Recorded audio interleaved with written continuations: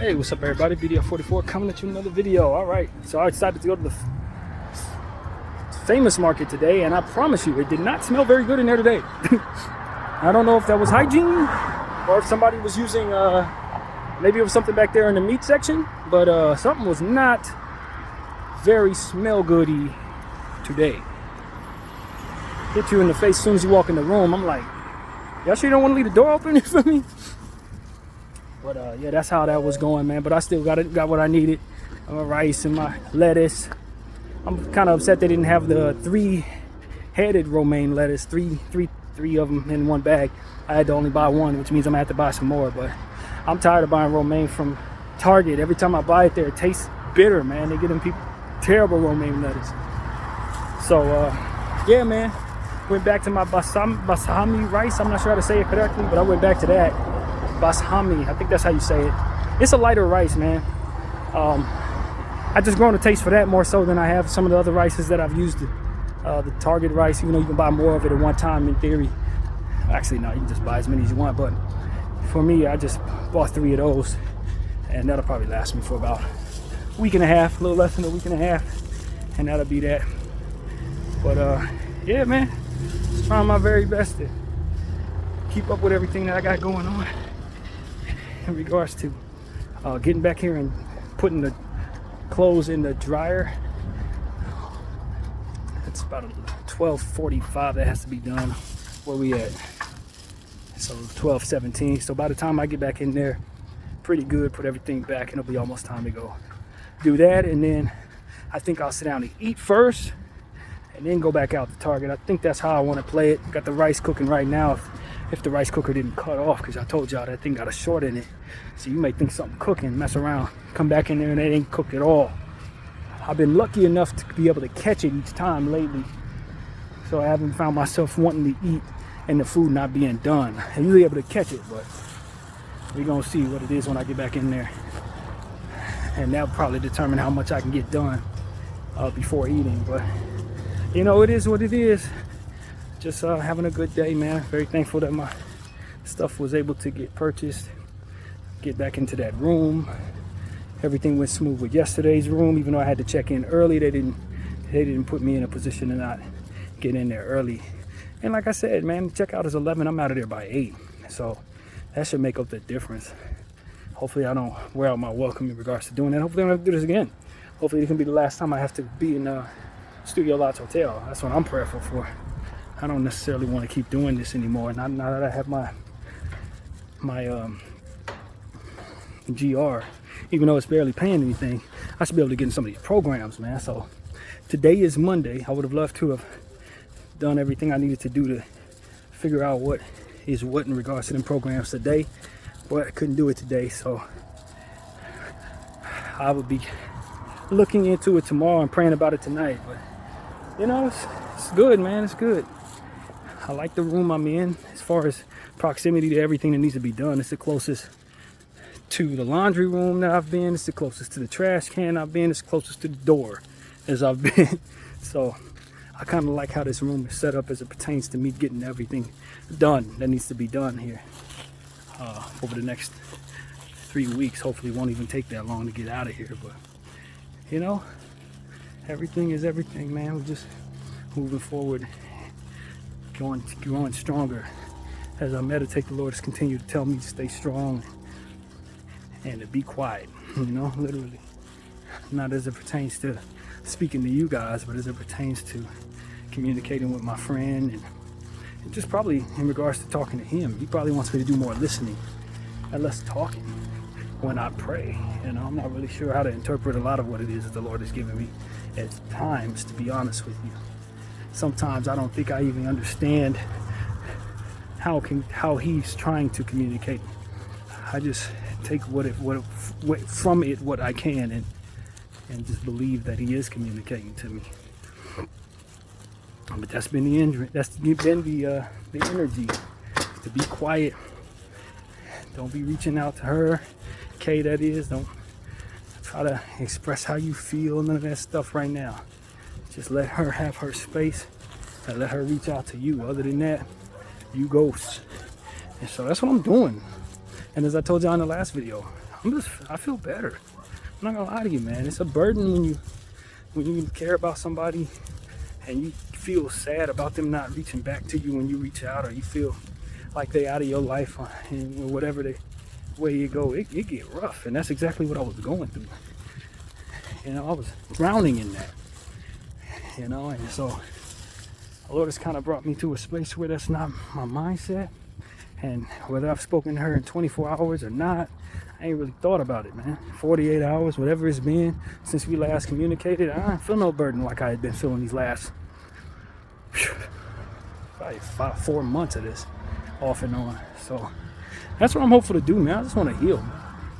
It ain't even about nobody else. It's just about my own self. I gotta live my own life, be as happy as I can be, circumstances in my life. And sometimes trying to be there for other people, especially when they don't want you to be, can be the worst thing for that. And that's what this has been, the worst possible thing for that, man. And the enemy's been able to do a lot with that, for which had me feeling like I wasn't being, whatever the heck you want to say, however you want to say it. I just know that the enemy was having a good time watching me struggle with that. So he's gonna have to figure something else out, because that ain't gonna be something he's using right now. It ain't. God has removed that from my life, that for which was longing for someone else to communicate with me, or feeling like they ain't in my life when they're not actually present with me, or whatever that is. It's not gonna be the same burden on me no more. So I'm thankful for that. And I wish everything goes well from here.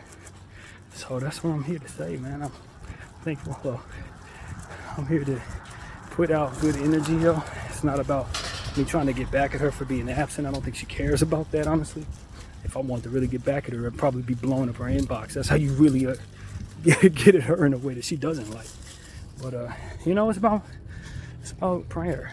It's about praying first, praying second, praying third, and reaching out when the Lord says it's cool to do so, or He wants you to do so, when you have something meaningful to share, rather than your frustration with someone not being there. That ain't helping nothing. So, yeah, man, for those who have been following this close enough, that's what the energy is, man. And it's been God leading the way. It ain't been my intentions or my thoughts or nothing. When I meditate, it's exactly what He's telling me to do. He's telling me to shut up. Don't say nothing. Don't reach out. Stay quiet. And so that's what it is. I'm gonna be all right, I think, as long as I do what He says, straight up and down. And I go outside of that, that's when things start going wrong for me. And so that last therapy session, I think, is helpful, that I just made, trying to help people understand what it is I've discovered when you struggle with things and you don't want to be disobedient to God, but maybe you don't have a hold on certain stuff. And you just incorporate Him into that struggle, for which is a struggle. You incorporate Him in. You let Him know that you want to do differently. You want to do what makes Him happy. You don't want to anger Him.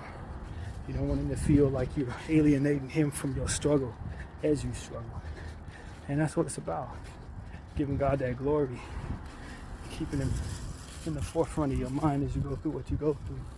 And remembering that He is in understanding of what it is that you have to know, what you don't know, and all the different things that have to do with your situation and beyond, and everybody else around you and how they're going to feel about it. He knows their secrets. He knows what they struggle with.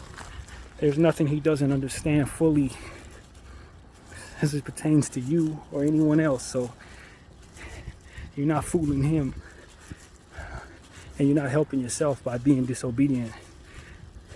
And the only thing really disobedient is not letting Him in on the struggle. It's not the action itself. We are sinners.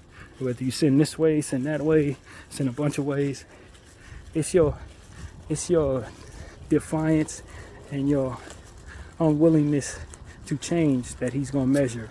Not necessarily what it is that you don't have a hold on as of yet. So that's been the message on this walk thus far, both in this video and the last, man. And I believe it. I believe that. Sometimes we really do struggle with stuff.